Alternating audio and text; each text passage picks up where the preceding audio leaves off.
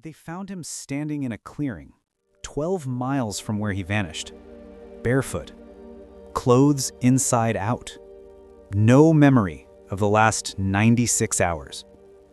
And when they asked him where he'd been, he said something that made every search and rescue officer in that room go quiet. I was somewhere else, underground, I think, but it was too big to be a cave. Let me tell you about this case, because it's one of those stories that makes you question everything you think you know about our national parks. Welcome back. This is Disturbing Reddit Threads, where we explore the darkest corners of the internet and the stories people share when they think no one's watching. I'm your host, and today we're talking about a post that went viral on Reddit before it was mysteriously deleted.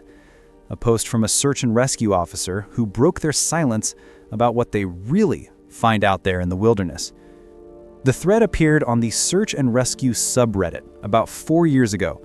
The poster claimed to be a SAR officer with 15 years of experience working in national parks across the Pacific Northwest, Washington, Oregon, Northern California. They'd been on hundreds of search operations, found lost hikers, rescued injured climbers, recovered bodies. It was their job.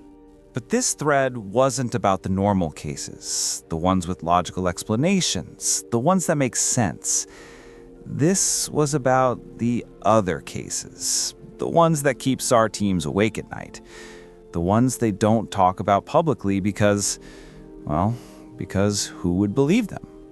The thread was titled, "I need to tell someone what we really find out there." Within 6 hours, it had 50,000 upvotes, thousands of comments, other SAR workers chiming in with their own experiences, people asking questions, journalists reaching out. And then, suddenly, it was gone. Deleted. The account deleted. Every single comment from the original poster wiped clean. A week later, someone who knew the poster came forward on a different forum. They said the person had quit their job, moved out of state, wouldn't talk about why, just kept saying they'd made a mistake posting that thread. But before it disappeared, some people archived it, and that's how we know this story. Let me tell you about Marcus Chen. August 2019, Olympic National Park in Washington. Beautiful time of year. Clear skies, mild temperatures, trails packed with hikers enjoying the last weeks of summer. Marcus was 34 years old, software engineer from Seattle, the experienced backpacker. He'd been hiking these trails since he was a teenager. He knew what he was doing out there. On August 15th, he drove up to Olympic for a day hike.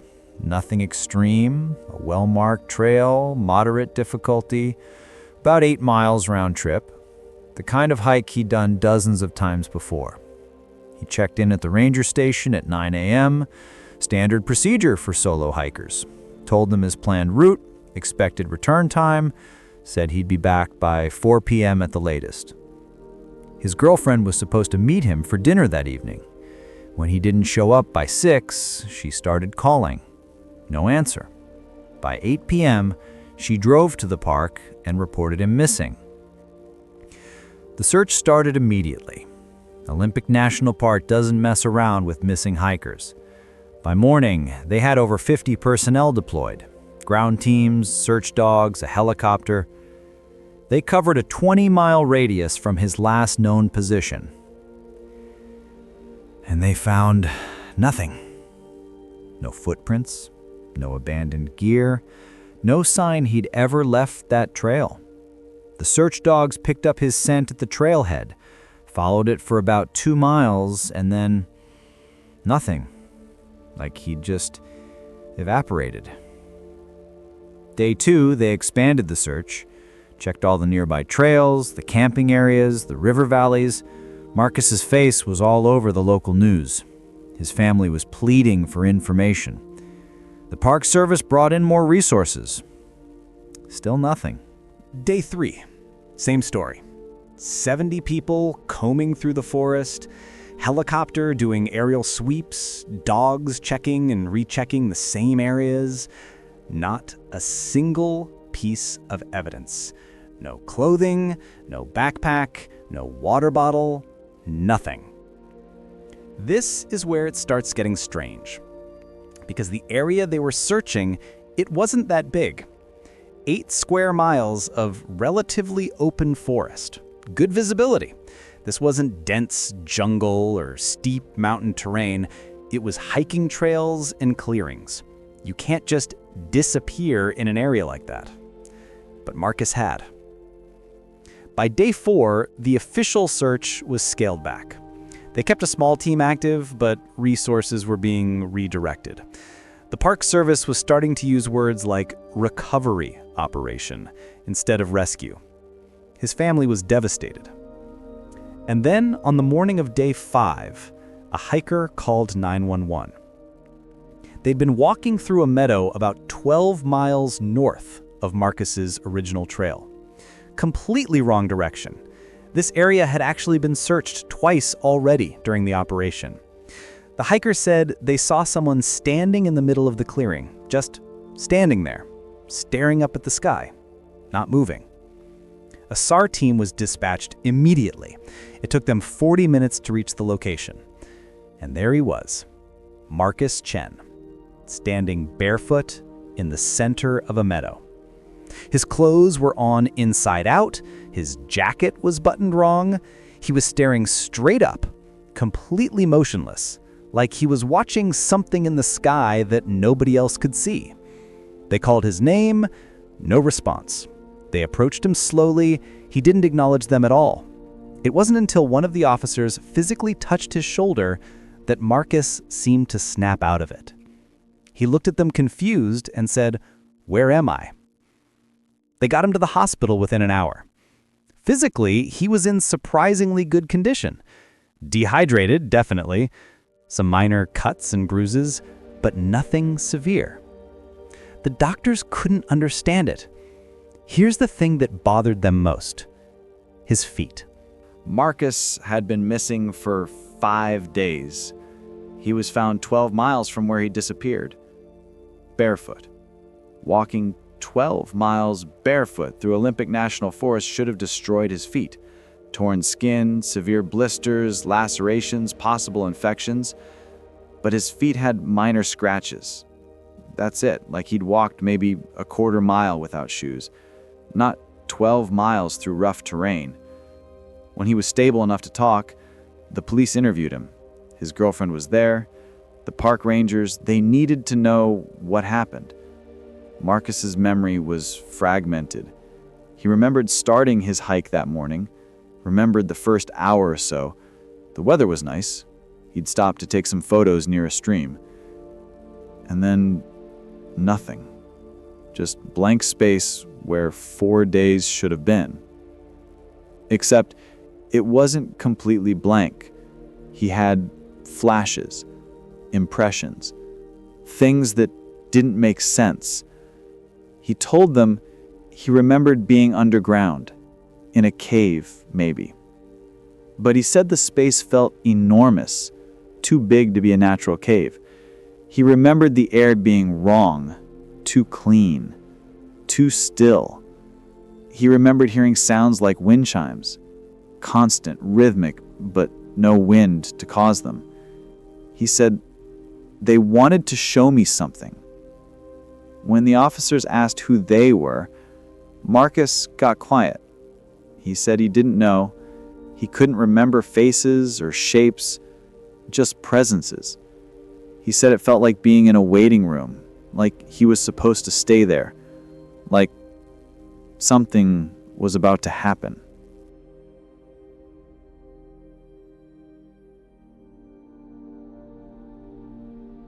But then he ran. He doesn't remember why or how, just a sudden, overwhelming need to leave, to get out.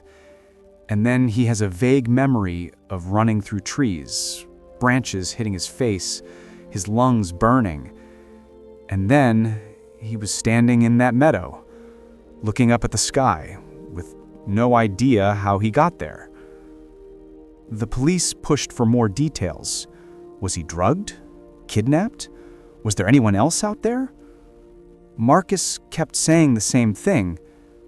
I don't think I was supposed to leave yet. I think I left too early. The case was officially closed 2 weeks later. Marcus was alive. That's all that mattered to the authorities. They attributed it to head trauma, possible concussion causing memory loss and disorientation. Case solved. But the original Reddit poster, the SAR officer, they couldn't let it go. Because Marcus's case wasn't unique. After that search operation, the officer started going through old case files, missing persons reports from Olympic National Park over the past 30 years. They were looking for patterns, and they found them. 23 cases with almost identical circumstances. Experienced hikers vanishing from simple trails, massive search operations finding nothing, then the person reappearing days later, miles away, in areas that had already been thoroughly searched.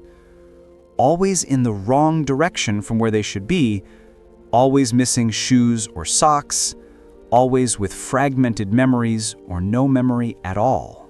The officer shared some of these cases in their Reddit post. A woman named Sarah disappeared during a day hike, found 8 days later, 15 miles from her starting point. She insisted only 2 hours had passed. She was wearing someone else's jacket that she couldn't explain, kept asking why everyone was so worried. A 7-year-old boy vanished during a family camping trip, found 72 hours later sitting in a tree. He had no memory of how he got there. For weeks afterward, he kept drawing spirals, pages and pages of spirals. His parents said he had never drawn anything like that before. An experienced hunter went missing during elk season, found 6 days later speaking in a language nobody recognized, not gibberish, an actual structured language with consistent grammar and vocabulary. He couldn't speak English for 3 days. When he finally could, he had no memory of speaking anything else. The patterns were there, clear as day, but nobody was connecting them publicly. Nobody wanted to acknowledge that something genuinely strange was happening in these parks. The Reddit post mentioned something else too, something that really got people talking. The officer said that in their 15 years of SAR work, they'd learned an unofficial rule, something the veterans passed down to the new recruits quietly, away from official channels. There are places in the parks where the rules are different. You'll know them when you feel them. Trust your gut. If something feels wrong about a search area, if the dogs won't go in, if experienced trackers want to turn back for no logical reason, listen to that instinct. Some places don't want to be searched. Within hours of that post going viral, hundreds of other SAR workers started commenting. People from Yosemite, Yellowstone, the Appalachian Trail, the Rockies, all sharing similar experiences, all talking about cases that made no sense, all mentioning this unspoken awareness among search teams that something else is out there. And then the post was deleted. The officer who wrote it received a call from their supervisor, then from someone at the National Park Service headquarters. The conversation was described as strongly worded advice to remove the post and stop discussing these cases publicly. 2 weeks later, the officer resigned. No explanation, no forwarding information, just gone. Someone who claimed to be their friend posted on a different forum a month later. They said the person had moved to a different state, changed careers entirely, wouldn't talk about what happened, wouldn't even talk about hiking or camping anymore.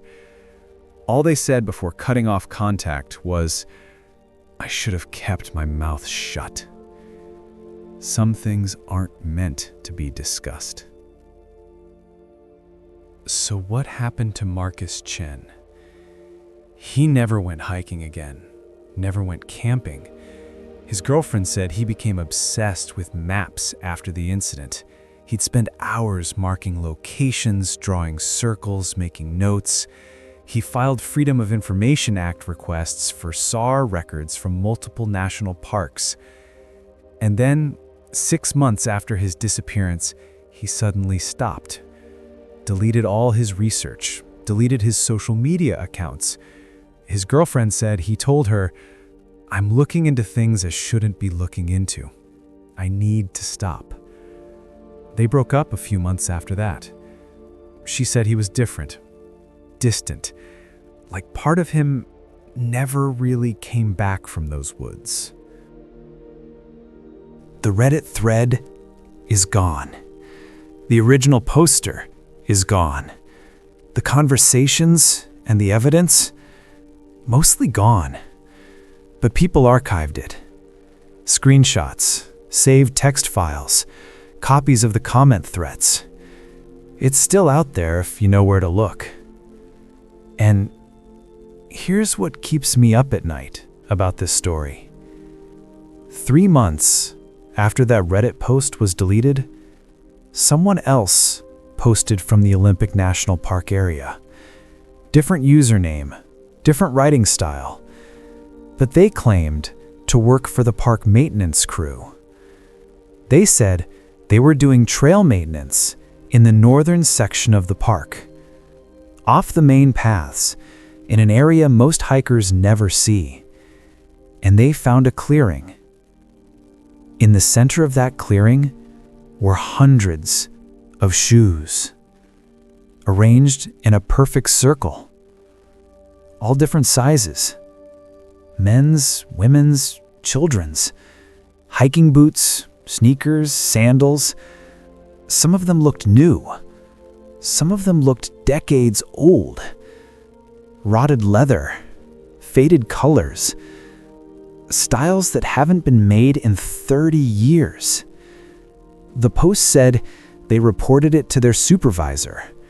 And the supervisor told them to forget about it, said it was an ongoing situation and not their concern. When they went back 2 days later to take photos, the clearing was empty. Just grass. No sign anything had ever been there.